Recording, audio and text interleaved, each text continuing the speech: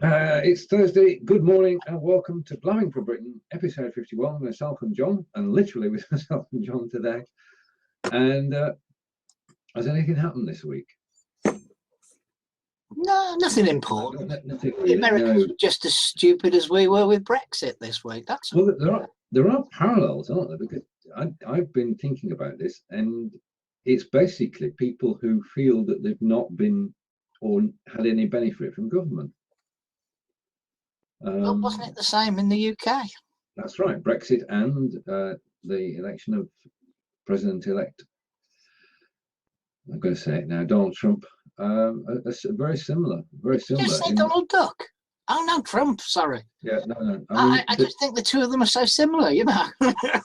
Yeah, the political classes have become so out of touch with what's going on that they didn't see this coming. I mean, you read Facebook posts and the American press, and they're all saying that he had no chance right up to the day before, and they got it totally wrong. And should we be worried? Well, I don't think Obama being president it doesn't affect us directly in the UK, because well, it doesn't seem to. But everybody's saying, oh well, the Senate and the House of Congress, or whatever it's called, will keep him in check. But they're both Republican. Well, so indeed, he can take executive action without referring to either of the two houses. He can go to war. He runs the military. He's the commander-in-chief of the military. So the thing is that what we've got to hope is that he can't act alone, or is dissuaded from it, because there are riots at the moment in America. I know. I've been looking at them. Yeah. Not just riots, also massive projections onto buildings in New York. Yeah. They're projecting, Trump is not for us. well, if you look at just the vote itself, Hillary Clinton got more votes. Not many, but more. And because of the way that the electoral college is drawn up, she lost. So you can get more votes and lose. But that also happens in the UK, which is why the Liberals for years have wanted proportional representation. So that's true, because last time they had plenty of seats, but this time they ain't. Although I do know, I mean, people seem to be going back to Liberal Democrats, don't they? Not in large numbers, but in numbers. I haven't left. I voted Liberal Democrat even this time round when we got a Conservative in. But he still only got it by a narrow margin in Solihull, not a giant margin like elsewhere in the country. Yeah. But I've always voted Liberal Democrat because they're so active locally rather than voting on a national basis. They are. My 3 councillors are all Liberal for my ward, are all Liberal Democrat, and they work their socks off. So I just can't complain, really. Yeah. Representing us locally, they do an absolutely brilliant job. I've never seen a Conservative person on my doorstep. There is at least every 6 weeks someone knocking on the door from the local team, may not be the councillor themselves, but a member of their team, saying, is there anything we can do? And they drive programs against, because I live near a railway station. I'm okay, I'm 500 or 600 yards from the railway station, but parking can be abysmal at times because people just abandon their cars and run for the train. But they've taken control and made that sensible now.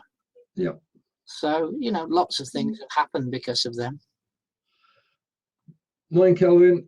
If you want to join us on air, just say yes. If not, then you can watch as John and I blab for a bit. We don't know where the other 2 are. No, they're around somewhere. Yeah. Now, in other news this week, I went to an FSB meeting last night. It was FSB. It was the Federation of Small Businesses. Correct. 170,000 members throughout the UK, and the largest organisation representing business in the UK. And membership of the FSB has a host of benefits, including access to insurance and access to legal counsel should you need it, and not just about your business, about anything. That's the advert side of it. But it was the AGM, and it was held in a beer cellar, and which is always a good idea. And there was a beer tasting as well, which was rather good. I mean, this is in town. It's a small boutique pub which mainly sells real ales, real ales, bottled real ales, and it's run by the gentleman who owns the Kennet and Avon brewery, well, the Kennet Brewery. And he told us all about brewing, and we tried we tried 4 different beers, from local beers through to beers from Belgium and Austria, and good time was had by all. And Angelica decided that she's going to be on the committee, so she's now on the committee of the devisers FSB. So that's going to be good.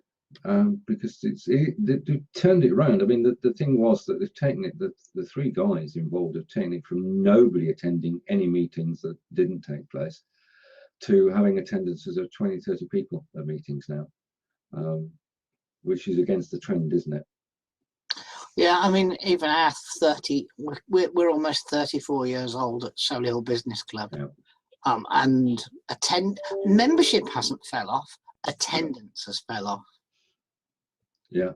And they've done some wonderful things. We went out for breakfast one morning with a local chef cooking breakfast, telling us how we should make breakfast, and he cooked it for us in front of us. And they've done a barge trip and all activities, you know. So the meeting actually takes place at different venues, and there's always something to do.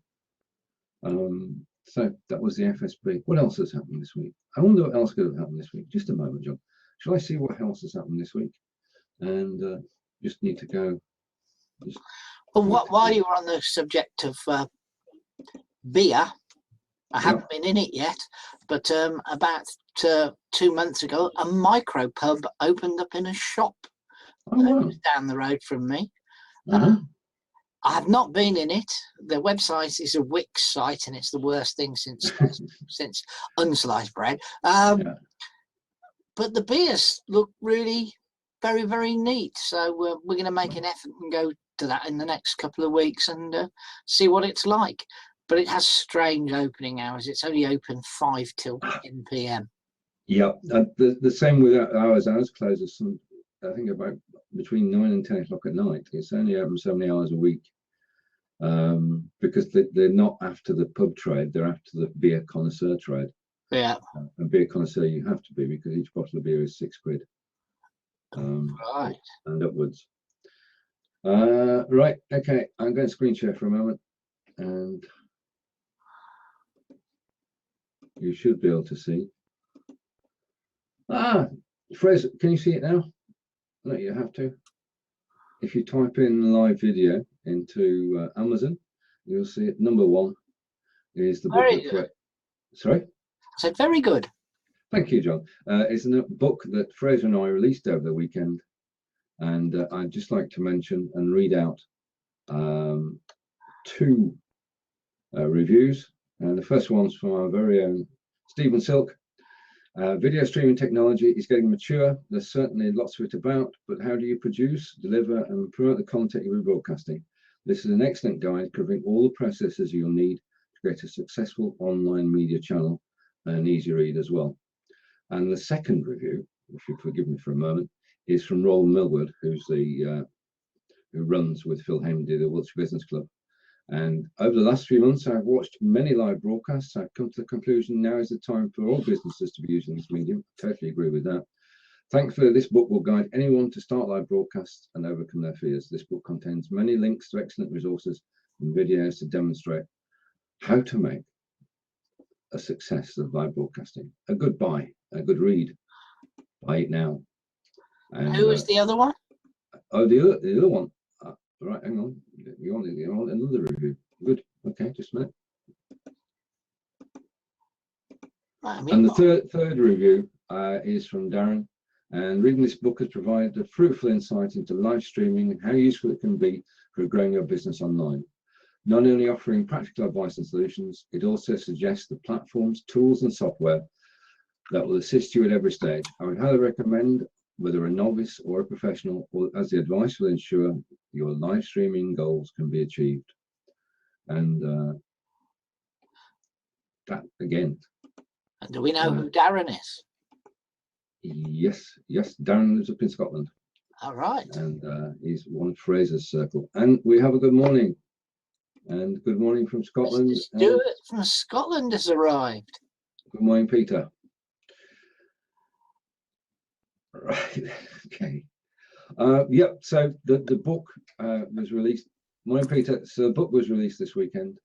And if you are interested in live streaming at all, then take a look on Amazon, just type in live video and you'll find it. End of advert. I've downloaded it. Oh, thank you. Thank you, sir. Briefly skimmed through. But the news is, right? The news is that I've got a bee in my bonnet about my industry, and I've got one of the associations listening to me. Oh, good. I'm possibly going to show them how to do it. So we can have live. Their biggest fear with live streaming is, no, for a conference, they're scared nobody will come because of it. I says, no, but we don't need to use it that way. I say, look, here's an example. I'll say, look, I'll just give an example here. Oh, no, where is it? No. Right, so this is a new super duper mouse catcher, okay? And what we're going to do today is you're going to put your name in at the bottom, so I know who's here, the name of you are, and your company. We can do it in group, Facebook, and say to them, now what we're going to show you today is how this new trap works as part of training for it. And then after you've done that, any questions, then everybody there will get CPD points for attendance. And that can be done on a weekly basis, no problem whatsoever. So they're taking that on board. Oh, absolutely. Yes, I'm quite involved with the industry, and this is, we need this, you know. This is, it took me 3 days to go away, which was great. I'll still do it, but we need training in between then. And I says, look, there's two associations. Whoever takes it up first will win, will be one ahead of the other. And you can have online training, you can get the suppliers to do it, you can get the manufacturers to do it, and you can maybe get money for them to show their new product or whatever. But trainers over the line. It's so simple, isn't it? It is. I mean, there's no logical reason, because it doesn't take a great deal of equipment, and it's free to do. What I would like to know is, what equipment would you need if you said, right, we're going to use this system and we're going to do it in a conference hall. What additional equipment would you need to link into a laptop or something? What good quality camera would you need with microphone that would be picked up? That's the next step, I would think. We'd have to run some tests on this, but from a personal point of view, if you went for this C922 camera, that would improve the quality of the video and the sound. Right. And that can be done like a conference basis. If someone, I mean, I've just come away from an exhibition, well, a breakfast meeting this morning at the chamber, and somebody was standing there. No, that could have easily have been broadcast if they'd wanted to, but it's just getting the right equipment for it, you know. I don't know if an iPad would work the same. No, you want, John, sorry. I was just biting my tongue. I wasn't eager to speak. I think you could actually go up market if you really wanted to, rather than just having a screen, a standard webcam. I mean, some of the bigger boys are using, you know, full HD and 4K standalone cameras rather than webcams. Okay. right? Because I think probably a better camera would be better for them long term. The C922, by the way, is the Rolls Royce of webcams. How much are they? They're not yet available in the UK, unfortunately. All right, okay. But they're still there will be sub 100 supposedly when they come out. Yeah, it's currently $99 in the US, which will equate to probably £99 by the time it gets over. No, Steve, it'll be £110 with the tariffs that are going to be introduced. No. President-elect Donald Trump is going to give us favoured status, and he's going to give, even before we Brexit, we're going to have the most amazing, wonderful, bigly deal with America that will see everybody winning. Good. Well, so Peter, what's with the different glasses? Oh, I just decided to get different glasses for. I've got thousands of pairs of glasses now, but this is prescription ones. They look okay. They're very different from what you normally wear. You look fine. They look good. Yeah. You look very smooth today. Yeah, look at me. Look, my regimental badges. Yeah, I saw your regimental poppy. Yes. Okay. I'm just sending this to Gordon, and then I'll be back to you. Okay. Yeah. So we just. So he cannot leave his technology alone for 5 seconds. Just call. Okay. Right, that's that one. Right. Yeah, well, do you know, I was away down to breakfast today, and what we've got here in Aberdeen, because of the oil situation, we've got a big buy local campaign, people to buy from each other locally, you know. Okay. Yep. And we're just talking about different ways and how to do that, you know. So it gives me an excuse now, with using a logo, to send out letters and follow-up phone calls, buy local. As part of the campaign, I'd like to come and introduce you to my business. Not try to sell to you, just let you know I'm aware. And then if they've got a national competitor of mine, I say, well, no, I'm a local, I'm here if you want me, sort of thing. But yeah, so it looks good. Just taking everything, you know, I've done a video on it as well, mentioned that. I don't know if you've seen that. No. Yeah, so just sitting in the van. I'm going to have to start, I'm going to have to do videos with purpose in the future, you know. So it's going to be educational videos. It doesn't have to be funny all the time, because I'll say, hey, you know, we'll laugh and joke, but let me tell you about our new product that we're going to be using that will help you. And then have a serious one from time to time, instead of being funny all the time. Right, what's been on the agenda today before I come in then? Well, we're just trying to decide if anything's happened this week at all. Well, wasn't that a turn up for the books then? It was. I mean, the day before they were predicting that he would lose it in a landslide. Yeah. What are your thoughts, Peter? My thought is, do you remember the French Revolution? You probably don't remember it. But no. I wasn't there. We do know about it, 1789. Yeah. Yes. Well, there you go. The people have turned. The people have had enough. And they've turned. And they've just said, right, we've had enough for you career politicians. Yeah. And it's time to move. Now, the difficulty that Donald is going to have, and he's used to getting his own way. And he'll go in and say, I want this, and then some government type lackey or whatever they call it, well, Mr. President, we don't really do that way. And what you'll probably find even within the Republican Party, because I think the Senate is kind of quite strong Republicans. Yeah, in the Senate. They have control of both houses. Yes, yeah. And some of them might not agree with you once and just block it and say, no, we're not doing it. And that'll be a difficult decision. Because I believe they can do that just like us, can't they? I believe so. Yeah. But he does have powers he can act on without, like, he could go to war. Yeah. You see, but this is what the Donald will do. If somebody blocks him, right? No. We've got to be. There is a point here, and John's right. I'm just going to screen share for a moment. Right. And I'm going to go to the screen. The powers of the President of the United States. Within the executive branch, which is what the President is, he has broad powers to manage national affairs and the workings of government. The President can issue rules, regulations, and instructions called executive orders, which have the binding force of law upon federal agencies, but do not require congressional approval. Right. Okay, so they are subject to judicial review and interpretation. Right. And he can manage the budget, and he can go to war, amongst other things. Right. Could he say, right, let's get this wall built? Can he do that? He's probably going to get Trump Industries to build it, isn't he? No, but can he, what if the Senate said, well, Mr. Trump, President, we don't really think that's a good idea to do this, and he'll say, I'm wanting that wall done. What happens?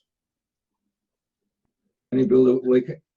Well, the truth is, none of us really know, do we? Okay, right. So this is what I think he's the sort of guy that'll do. So if you two are against me in the Senate, right? Yeah. And they'll say, I want this wall built. I want it up. We're going to get it constructed. We're going to get architects to look at it right away. But those two people here in your Senate, folks, these two people, the people you voted in, that two there, Mr. Healy, Mr. Upton, they said no. The people that you put in, they're blocking it. And I would put a blame on you, the American people. They would turn on you. Yeah, but we can't block it. I mean, you've got a situation where the president is a Republican and both houses are Republican. Yeah. They can bulldoze anything they want through. But you see what I'm saying? If somebody comes up against them and says, no, I'm not voting for that, Mr. President, you'll probably make their life hard. There is no vote. Is there no vote? No, that's the whole point. You can just say, we are going to do this. We're going to war with, we're going to go to war with Syria, end of. Right, no, what if he wants to build the wall, I'm saying? Can he do that too? Well, no one really knows, because no one's ever tried to do anything like that. We're going to war with Mexico. I'm going to build a wall first. Right, okay. He is a great believer of going to war and then telling you after, because he says, you're not going to tell them we're coming, we're going to go. Well, he's going to have difficulty building a wall without anybody seeing it. No, I want to war. See if he sends it through. You know, you're right. Yeah, he's going to go and say, listen, don't want to have debate about it, we've done it. Because no point in telling them we're coming. Remember, he's always said that. What's the point in telling them we're coming? Go. Yeah. And so I think we're going to see a lot. But if you not think he's mellowed a bit recently? Well, he's had no choice, has he? He's got. Yeah. He never ever thought he'd get to where he's got to. Yeah. And then when he realised it was achievable, he started being a little bit more realistic. And I think he's going to have to be more realistic where he is now. I wonder if he realised that back then. I wonder if he would have got in if he'd been more diplomatic at the beginning. Quite interesting. Hey, did you see how many Mexicans voted for him? It's quite a lot of Mexican votes. Yeah, people who are established in the USA. Yep. And they actually voted for him in the communities because they've probably said, they said, we're Americans, we don't want people flowing in, giving us a bad name. We don't want to work that way. I'll have to go, guys. I'll be back in a minute. Okay, fine. Let's see if we can. What are you doing? Right, I'm going to take Peter off camera and bring him back on when he comes back. When he arrives back. Yeah, otherwise it appears on the recording. Dear. Apparently, because Hillary won 93% of the votes in New York, they're very, very upset in New York State. It's just like London and Brexit, isn't it? The parallels are uncanny. Well, yeah, because it was the Sunderlands and similar places in the UK that voted for Brexit. Yep, that's right. They're disenfranchised. It's going to take a while for the dust to settle, and we're safe until January 20th, at least, when he gets inaugurated. And we'll probably hear more between now and then. But I would like to be a fly on the wall today when President Obama and President-elect Trump meet. After President Obama said that Donald Trump was not fit to govern. So that's going to be a very interesting meeting that we'll know nothing of. Well, unless those behind the scenes tell us. I don't know. I just can't understand. We're living in a reality TV world, aren't we? Yeah, especially as the movement now is that Michelle Obama for next time round. I saw that. I mean, no sooner is the election over than they start on the next one. But she made quite a few appearances which were extremely well received, weren't they? She can talk. Yeah. Yeah. But I just hope that you and I can sit down together in 4 years' time. That's all I hope. Yeah, I don't think he'll be as bad as we all worry, in all honesty, because I think he will have a team around him that will manage him. You've seen they've started to do that. The stupid remarks on social media disappeared a couple of weeks back when, reality started to hit home that they could actually win. And I think he'll be managed, to be quite honest, even though he's the boss. I do think he will be managed. We can but hope. Anyway, can I talk about the cricket? Oh, no. Yeah, go on then. Wasn't it one of the bowlers' best ever or something? I did see something flash up yesterday. Just a minute. Just let me check what the latest score is. I'm going over to the good old BBC. And on the BBC website, and I'm going to sport. And I'll get to sport eventually. I've got there. And no, we battered. And our batsman scored a magnificent 537 in the first innings in India, and this is unknown territory. So we're off to an excellent start. We've never won a series in India. There are 5 matches, and prediction before we went out there, well, the talk was how do we stop getting beat 5-0? So we're off to a good start. Because India on their own pitch with their batsmen and their bowlers, their spinners, are a formidable sight. Right, I'm going to assume that Peter's actually finished and invite Peter back in. So we'll see what happens on that. So that's the cricket section. We're doing well. And Rooney's back for Friday. Is he? Captain. Oh, well. Now there's a turn up. Yeah. Who do we play on Friday? I don't know, something north of the border, I think. Some odd team called Scotland, isn't it? Are they wearing poppies? I think some agreement has been come to, because although not a lot has been said about it, but apparently there will be poppies at the top of the sleeves. Yeah. So I think it's just been gently allowed to happen, not to cause embarrassment to different organisations. It's far from being a commercial statement. It is a sign of remembrance, and Peter's coming back in now.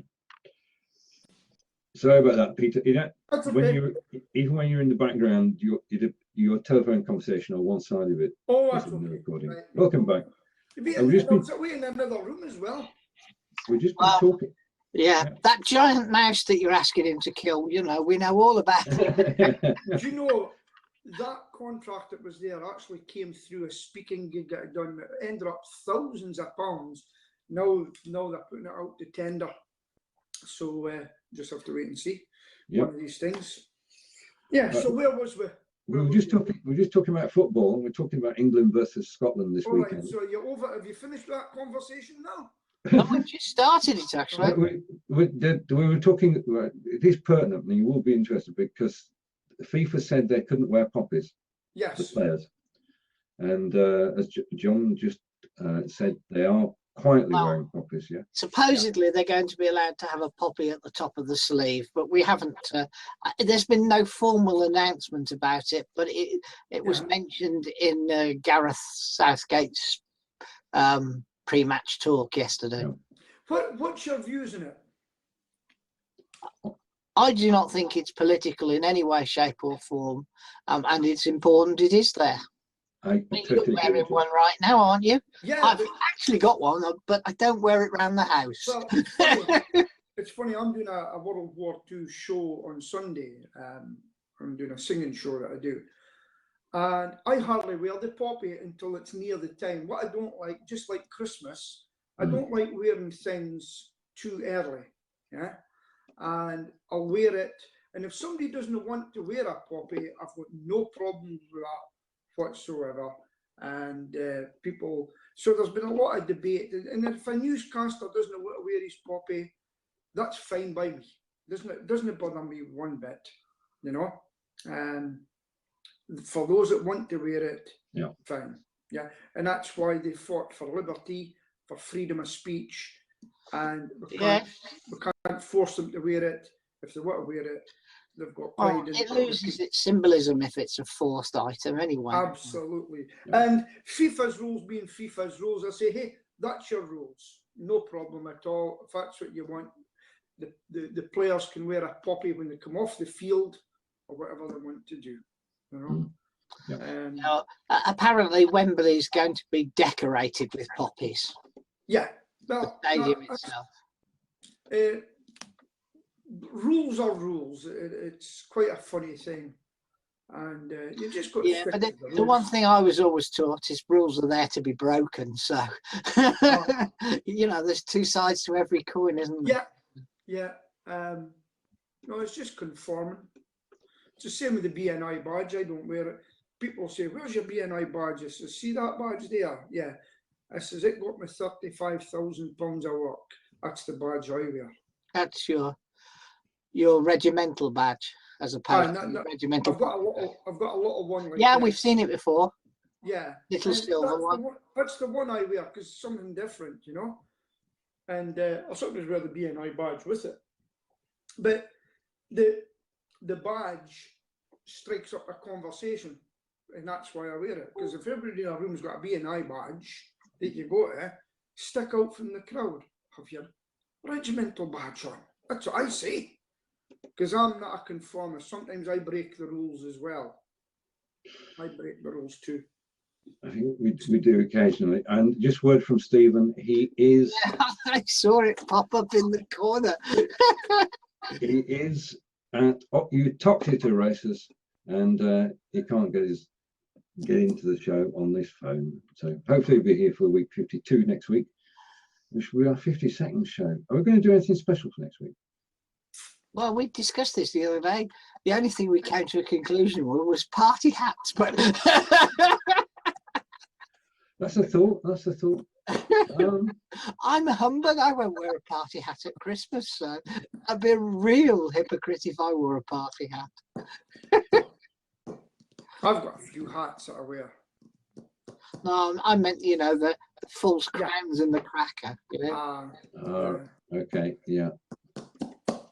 Right, sorry, I'm talking away here. So, so how is the SNP under the leadership of Mini Angela and you're going to affect Brexit? Because there's been lots of talk down here that she's going to stamp her feet and have control on how Brexit is managed for Scotland.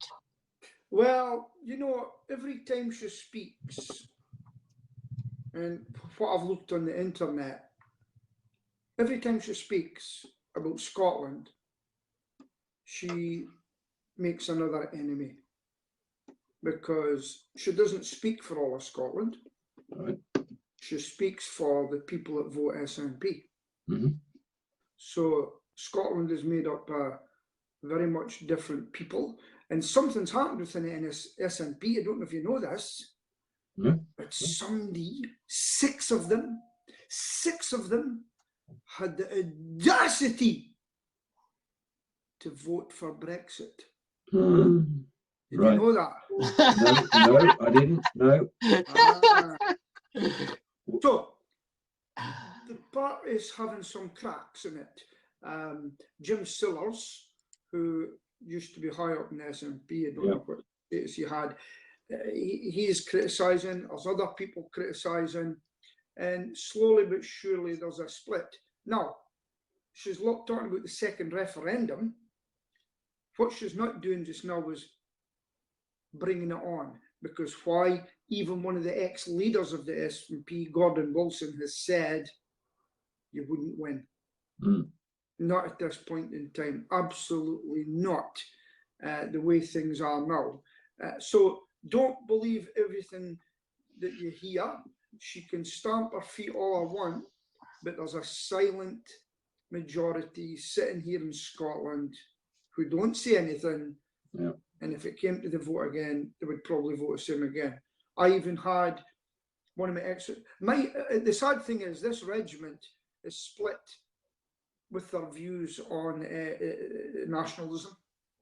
And the loyalist type guys and the other guys, they're fighting among each other. Some have lost their friendships. And one of them yesterday says she voted against Trump.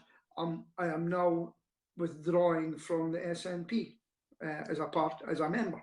Yeah. So no, I'll tell you who's doing well at the moment in Scotland is Ruth Davidson of the Conservative Party. She is the leader. She's very good. Yeah. She's a very good speaker. Yes, I've met her in Morrison's in a cafe, had a cup of coffee with her, bumped into her. She was in the army as well, territorial army, and she's doing a bloody good job just now. So, as I say, you will hear rhetoric all the time, and I mean, it's causing problems. I've got my best friend in Aberdeen. Yeah, he is so SNP. And we just don't bring a subject up anymore. Excuse me 1 second, gentlemen. I will be back in a minute. Okay.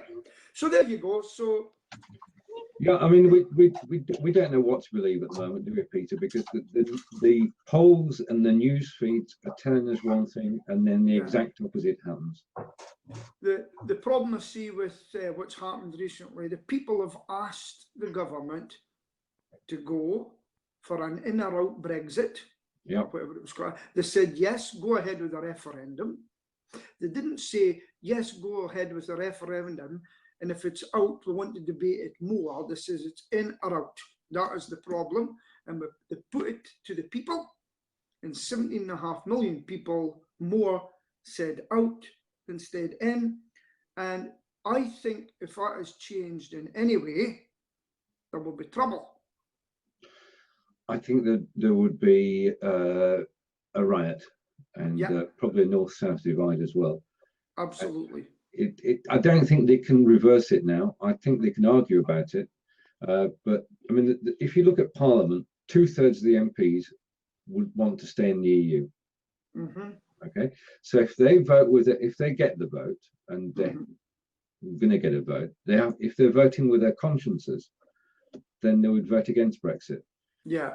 If, however, they're voting in the interests of the country as a whole, then you just let it go. Yeah. If they go against the people, they won't be voted in next time. That's the problem. If they say we're doing it for the best of the country, they will suffer for it, and we'll be in one.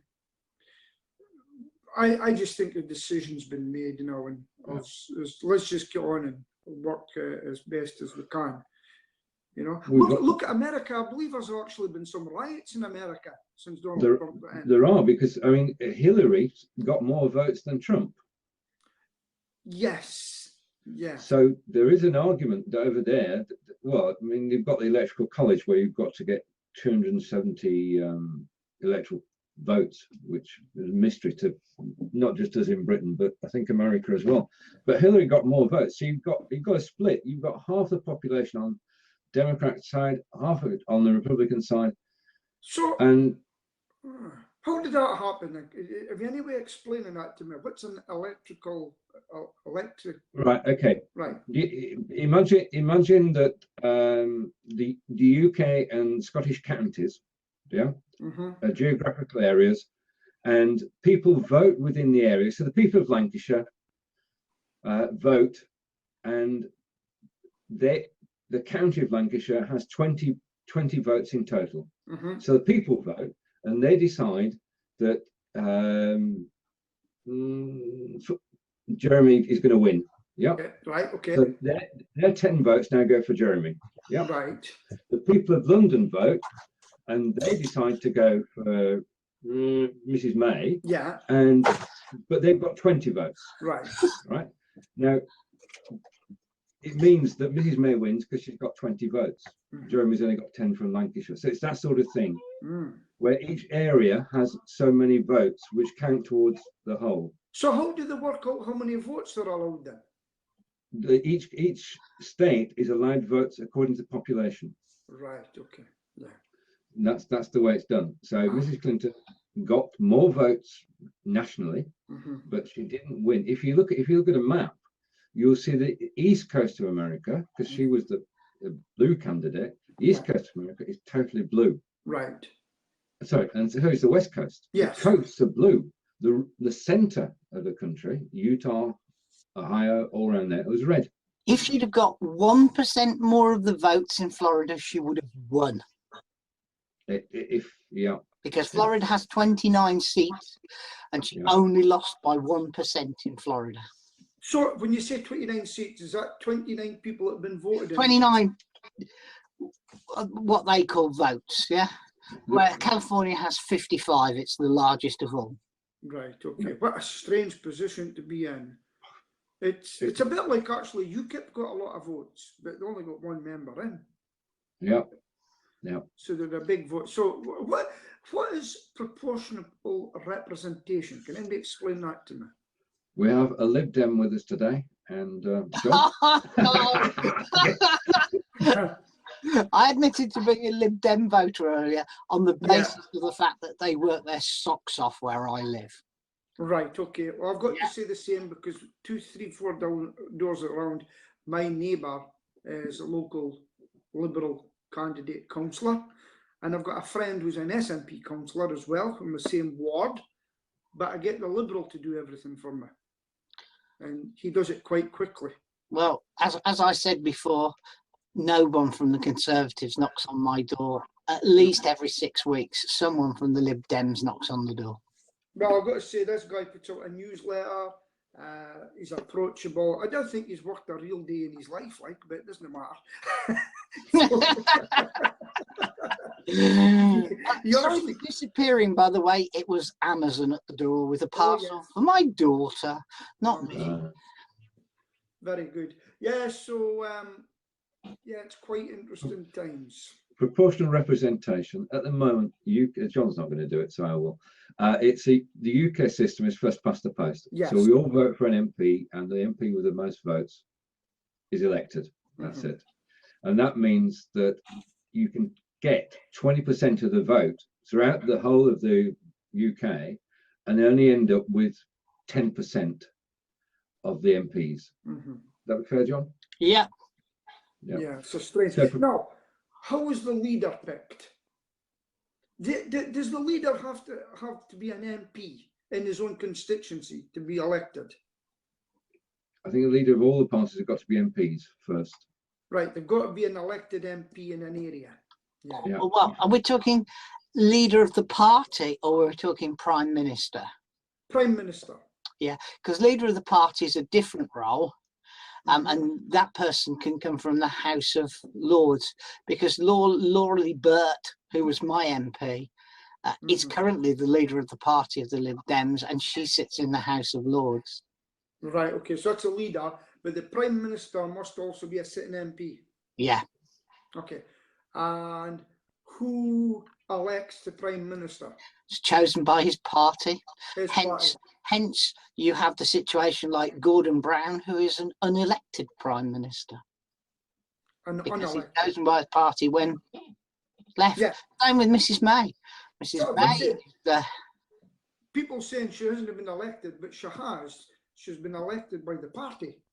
Yeah. To be the PM. And she's also a sitting PM. It's not the people who elect the PM. No. The party. So when people say she's unelected, that's not true, because she's been elected by the party to serve as the PM. Oh, she's actually elected by her own MPs. Yes, yeah. Not the party, because although we've had the less ruckus about Jeremy as leader of the what's that funny red flag party? Labour. Yeah. Yeah. So talking of MPs, we've got a May, we've got a Hammond, you know. When are we going to get a Clarkson? I don't know.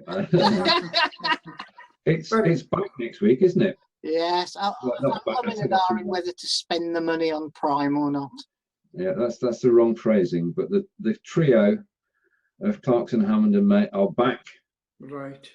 On Amazon. Is that right, John? Yeah, November the 18th, I think it is.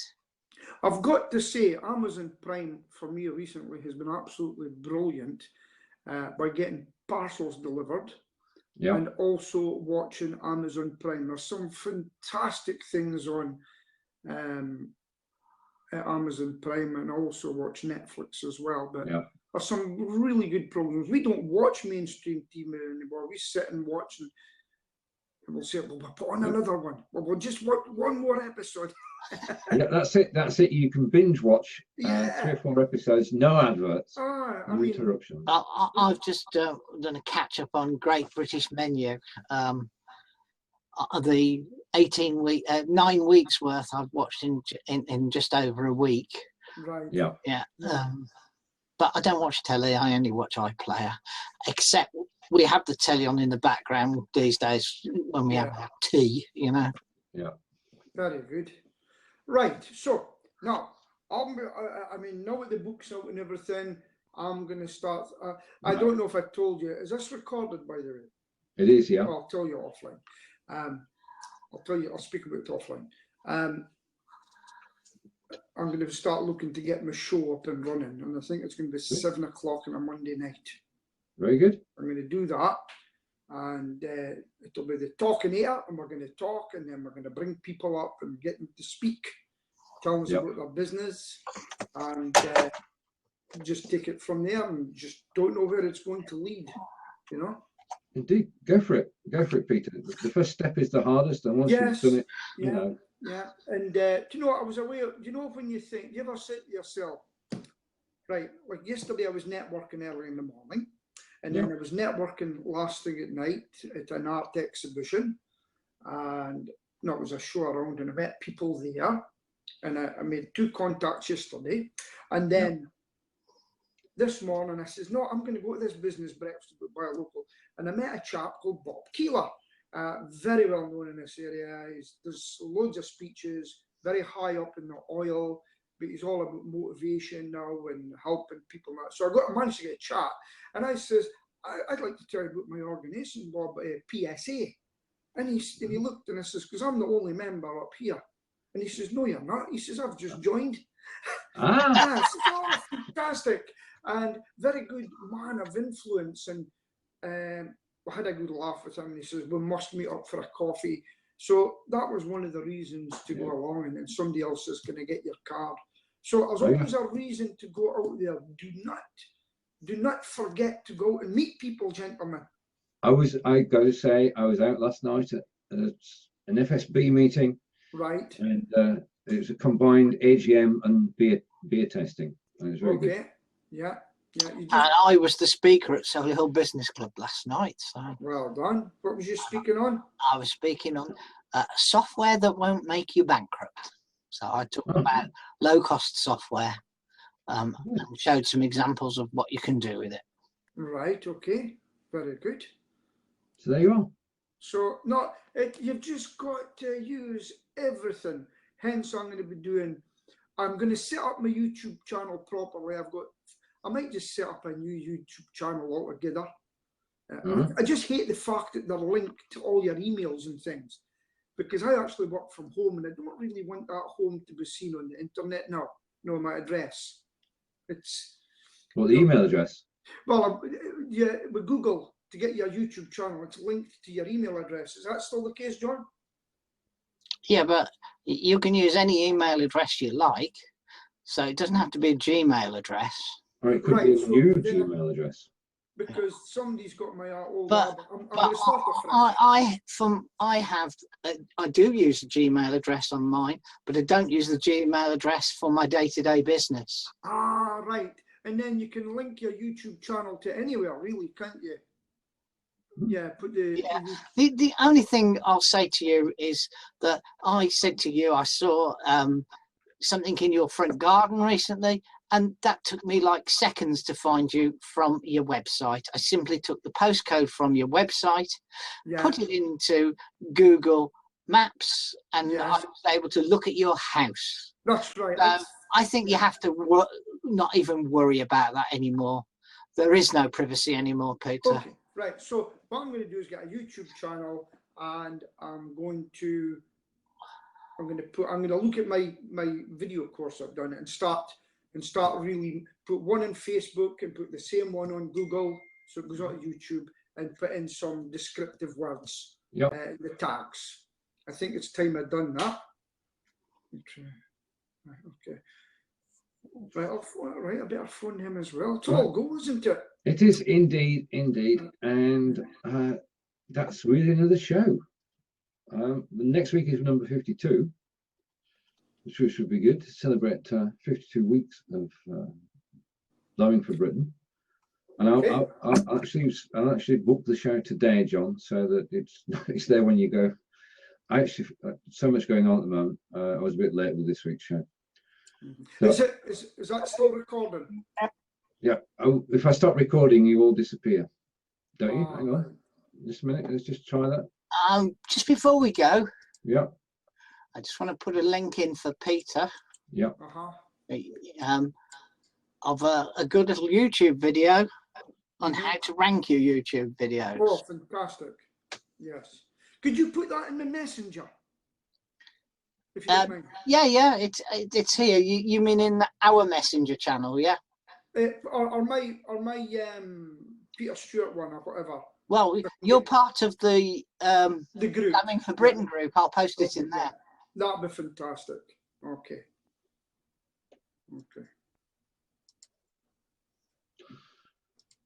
Okay.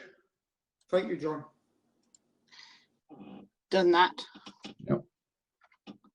So, it's goodbye from him. And it's goodbye from me. And it's goodbye from Peter, is too busy looking at his phone. Yeah.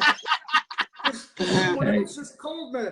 Right, guys, have a good weekend. Right. And are you going to parade on Sunday, Peter? Well, I'm going up to Elgin. I'm actually doing the World War II show. I don't know if I've ever told you about it, have I? Yeah, I think you did. I go up and dress in my World War II Scots Greys uniform, and then I do all the World War II songs with stories in between, and sing. Yeah, well, good luck with that. Yeah. So, and just to let you know about my German, I've done 3 months of German now, and the girl says you've actually done 3 months, and it's actually a year syllabus. Brilliant. Well done. Quite happy with that. Wunderschön. So, auf Wiedersehen. Auf Wiedersehen. Auf Wiedersehen, John. Bye.